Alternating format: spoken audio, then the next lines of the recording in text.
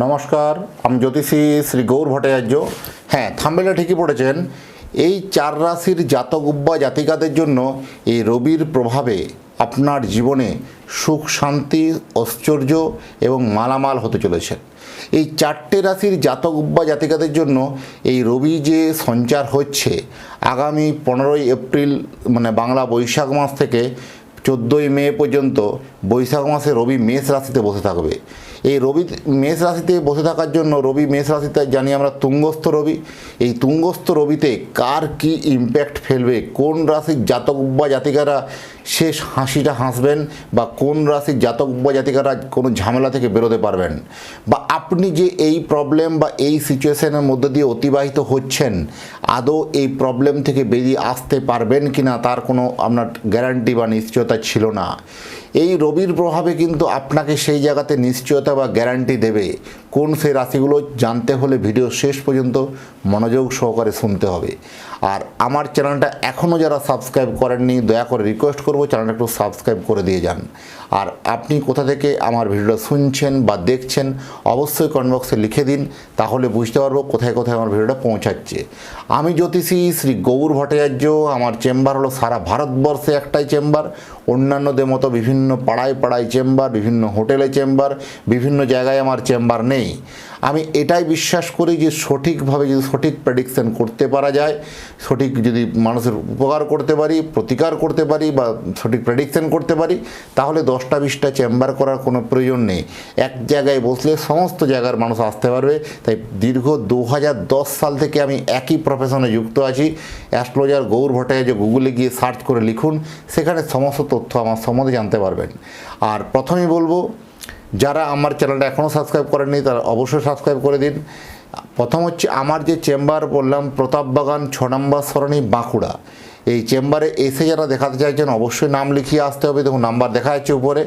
আর যদি একান্তই আসতে না পারেন বা আসতে পারছেন না বা অনেক দূরে থাকেন, সময়ের অভাবে আসতে পারছেন না, তাদের জন্য অনলাইন কনসালটেন্সি আছে। তারা অনলাইনে আমার সঙ্গে কথা বলতে পারবেন।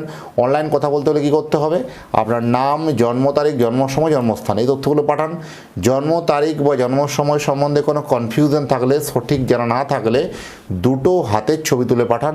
হস্তরেখার উপর বিচার করে আপনাকে প্রেডিকশন করতে পারবো, বলতে পারবো। আর আমার কাছে দেখাতে হলে একটা কথা মাথায় রাখতেই হবে যে নিজের প্রবলেমের কথাগুলো, নিজের সমস্যার কথাগুলো নিজে থেকে বলবেন না, বলবো আমি, পথ দেখাবো আমি। এই ভরসা, এই কথার মধ্যে ভরসা বেশ করে কিন্তু আপনারা এগিয়ে চলুন, নিশ্চয়ই সফলতা কিন্তু পাবেন। সরকারি চাকরি, শিক্ষকতা, মানজস, ব্যাংকিং সেক্টর, পলিটিক্স বলুন, ব্যবসা বলুন, বা বিভিন্ন যারা মেটাল ব্যবসা করেন, যারা কোনো হার্ডওয়্যারের ব্যবসা করেন, কোনো জমি বাড়ি কনস্ট্রাকশনের ব্যবসা করেন, বড় কোম্পানিতে যারা চাকরি করেন, গান বাজনা, বিভিন্ন রকম ট্রেনিং ইনস্টিটিউট যারা চালান, প্রফেশনাল লেভেলের যারা মানুষ আছেন, এদের জন্য অত্যন্ত একটা অনবদ্য মাস হতে চলেছে এই বাংলা বৈশাখ মাস। এই বাংলা বৈশাখ মাসে মীন রাশির জাতক বা জাতিকাদের জন্য দ্বিতীয় রবি তুঙ্গস্থ আছে। দ্বিতীয়ভাবে রবি তুঙ্গস্থ মীন রাশির সবথেকে বেশি যদি কারো টাকা পয়সা, ধন সম্পত্তি, অর্থনৈতিক জায়গাতে ভালো পরিবর্তন হয়, ফাটকা ইনকাম পাবে কিন্তু মীন রাশির জাতক বা জাতিকাদের জন্য এই বাংলা বৈশাখ মাস অত্যন্ত শুভ মাস। পরবর্তীকালে যে রাশিটা বলবো সেটা হচ্ছে দ্বিতীয় রাশি, বলো মিথুন রাশি। এই মিথুন রাশির তৃতীয়পতি রবি একাদশে তুঙ্গস্থ আছে। এই তৃতীয়পতি রবি একাদশ স্থানে তুঙ্গস্থ থাকা বিভিন্ন যোগাযোগ, কমিউনিকেশনগুলো আপনার অত্যন্ত ফাস্ট হয়ে যাবে।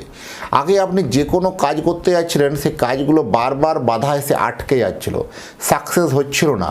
কোনো না কোনো অজানা কারণে আপনি অনেকটা পিছিয়ে গেছেন, অনেকটা ব্যাকফুটে চলে গেছেন।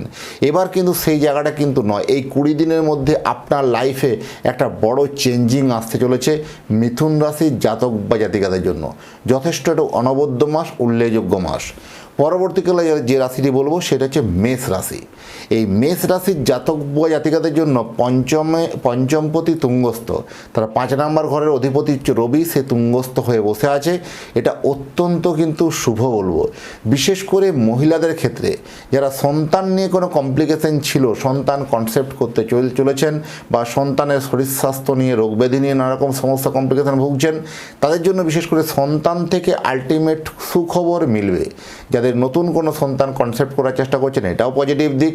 যাদের সন্তান আছে পড়াশোনার জন্য ভালো, হায়ার স্টাডির জন্য ভালো, সন্তান বাইরে চাকরি করছে সেই চাকরির ক্ষেত্রে প্রমোশন, মানে আলটিমেট সন্তান থেকে আপনি গুড নিউজ পাবেন। এই সন্তান থেকে গুড নিউজ পাওয়ার জন্য আপনার বুকের মধ্যে সমস্ত ব্যথা, সমস্ত দুর্দশা, সমস্ত কষ্ট এটা কিন্তু আপনার একদম বন্ধ হয়ে যাবে। পরবর্তীকালে যে রাশিটা বলবো সর্বশেষ রাশি সেটা হচ্ছে সিংহ রাশি। এই সিংহ রাশির জাতক বা জাতিকাদের জন্য এদের মন বোঝা এদের বড়ই কঠিন, কারণ এরা মুখে বলবে এক, করবে এক, আর আলটিমেট কিন্তু বলবে আবার এক।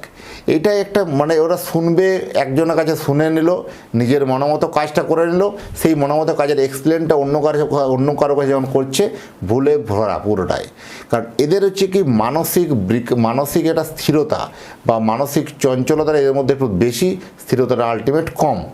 মানে এখানে কোথাও ধৈর্যশীলতার অভাব হওয়া বা ধৈর্যের কোথাও একটা মানে মেঘ ভেঙে যাওয়া বা ধৈর্যের বাঁধ ভেঙে যাওয়া, এইরকম ধরনের একটা সিচুয়েশান এদের জন্য যথেষ্ট ভালো। তো সিংহ রাশির জাতক বা জাতিকাদের এদের মন উপর থেকে কঠিন মনে হলেও এরা কিন্তু অত্যন্ত নরম মনের মানুষ। এদের মনটা ঠিক সেই নারকেলের মতো, উপরটা খুব শক্ত, ভিতরটা সফট জল। তাই এইরকম হচ্ছে এদের কিন্তু লাইফস্টাইল, এদের কিন্তু যথেষ্ট মানুষ প্রথম উপর থেকে খুবই মানে ডাকাবুকো লাগবে, খুবই একটা ভয়ভীতি লাগবে, বা এরকম মনে হবে খুব হ্যান্ডসাম চেহারা, বিরাট বড় চেহারা, এরকম নয়। সিম্পল, সহজ সরল থাকার এরা অত্যন্ত বাস্তববাদী চিন্তাভাবনা, এবং বাস্তবের সঙ্গে এরা কিন্তু সামঞ্জস্য রেখে কথা বলা বা সামঞ্জস্য রেখে কিন্তু লাইফস্টাইল লিড করার প্রবণতা সিংহ রাশির জাতক বা জাতিকাদের জন্য অত্যন্ত বিদ্যমান। কারণ এরা সবথেকে বলবো যারা বিভিন্ন পলিটিক্স বা রাজনীতিতে যুক্ত আছেন, এই যে রাশিগুলো বললাম মীন রাশি, মিথুন রাশি, মেষ রাশি, সিংহ রাশি, এই চারটে রাশির জাতক বা জাতিকা যারা ইলেকশন বা এবছর নির্বাচনের সঙ্গে কোনো যুক্ত আছেন তাদের জন্য কিন্তু এটা একটা বড় গুরুদায়িত্ব, বড় একটা চ্যালেঞ্জের মাস। কারণ এই মাসে আপনাকে মানসিকভাবে মেন্টালিভাবে প্রিপেয়ার্ড থাকতে হবে, কারণ আলটিমেট কোথাও আপনার একটা মনোমতো জায়গা বদলি না হওয়া, মনোমতো জায়গায় কর্ম না হওয়া, এটা ওটা মনের দিক থেকে কোথাও একটা দোমনা মানসিকতা, ফিকেল মাইন্ডেড মেন্টালিটি, এরকম সিচুয়েশন বা এরকম মহল একটা ক্রিয়েট হতে পারে। সচেতন থাকা অত্যন্ত জরুরি আছে। আর আপনি যদি চাইছেন আপনার সন্তানের জন্য একটা জন্মকুণ্ডলী বানাতে চান, কেমনই হবে সন্তানের পড়াশোনা, কেমনই হবে তার কর্মজীবন, কেমনই হবে বিবাহিত জীবন, বা কেমনই হবে তার প্রেম জীবন, সমস্ত বিষয়ে আলোকপাত করব। আপনার সন্তানের নাম, জন্ম তারিখ, জন্ম সময়, জন্মস্থান, এই তথ্যগুলো পাঠিয়ে দিন।